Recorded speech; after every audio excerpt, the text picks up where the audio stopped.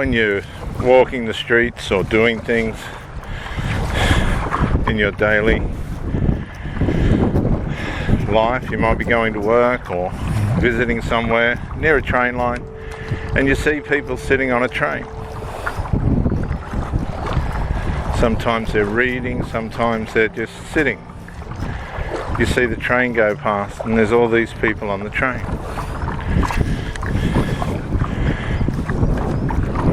They know what their destination is.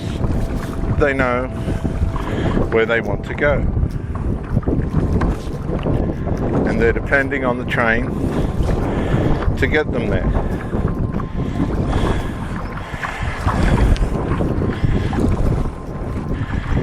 They are really, as much as they're paid for the ticket, they're at the mercy of the train. Now, you'll see in some videos and things, people getting harassed on trains,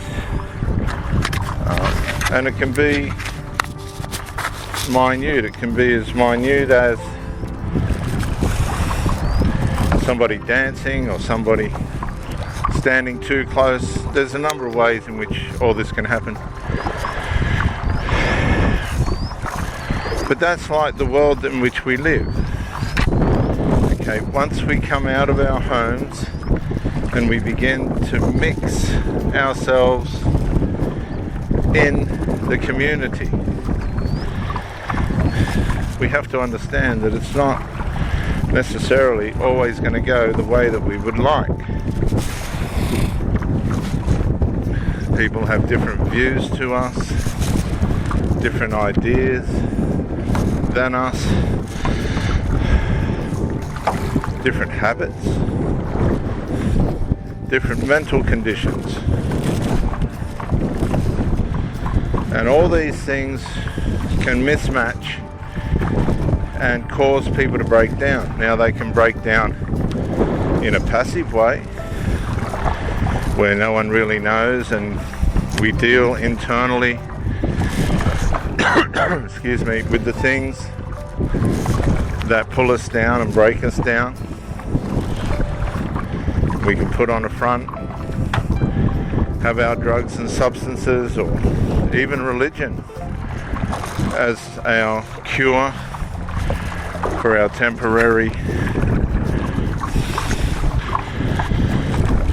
internal conflicts. But then there's the more permanent internal conflicts, and these usually grow out of, and can grow out of, all the things that we don't truly and properly resolve.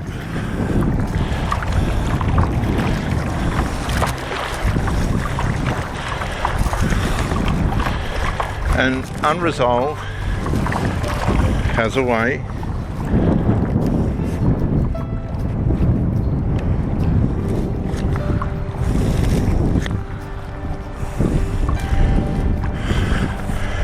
of building up and working against us.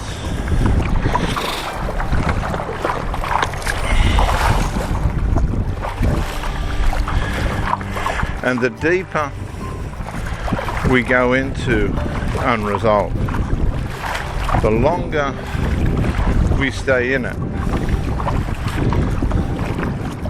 the consequences and side effects of not fixing things get deeper. They begin to wear us down. We begin to wear out.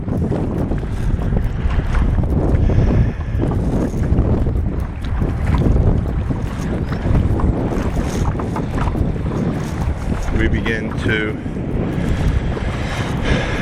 become beaten by all the micro-incremental things that we've decided to pretend aren't there, that need to be fixed.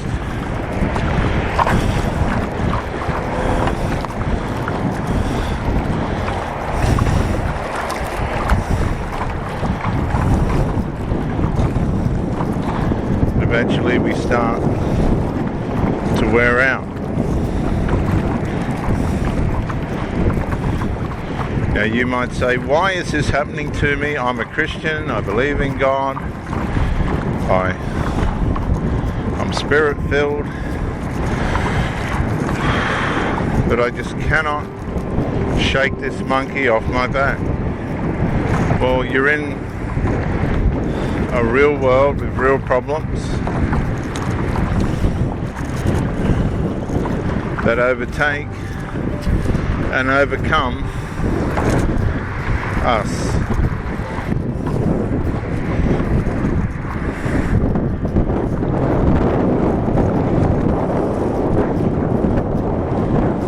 In all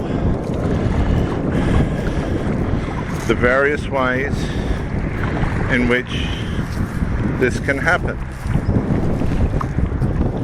And believe me, if you haven't thought of how these things can happen, or if you haven't seen ways in which these things can happen, there's so many.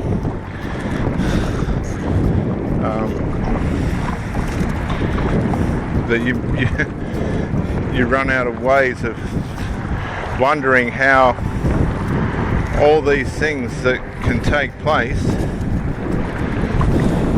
can be thought up.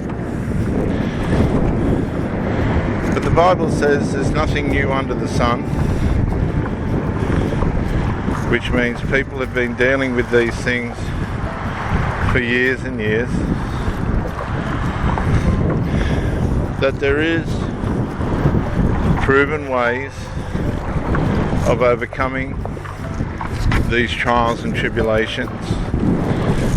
And the first place to start is with ourselves.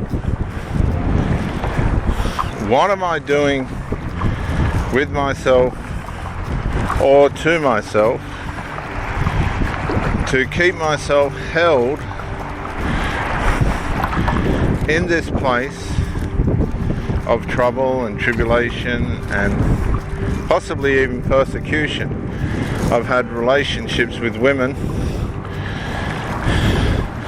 where their children have been unruly. Their children have been on the throne of the house, put on the throne. The father's failed. The mother's kept the children, or possibly the mother's failed the man. Some dysfunctions happen, and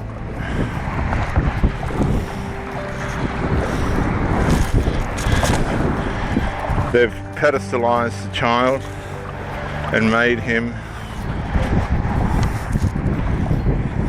the little man of the house, or her the woman of the house. So they take on this role and all the authority and powers that come with it.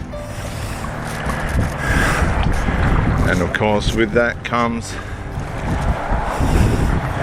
control over the parent's life, because they've passed control over to the child. Adult child at time, could be early to mid, late teenager, early to mid, late 20s, 30s, 40s, whatever it is,